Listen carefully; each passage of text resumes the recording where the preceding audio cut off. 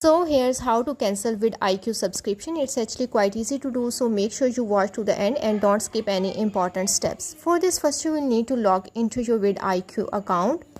Once you are logged into your Vidiq account, now here you have to simply scroll down to the bottom.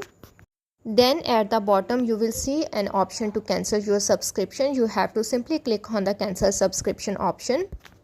Once you click on it, now your subscription will be successfully cancelled out. However, if you are not able to view this option here at this page, you have to simply click on your profile icon at the top right corner. Then you will be able to view the subscribers option. You tap on it and under this option you will be able to view the cancel subscription option. You have to simply click on it.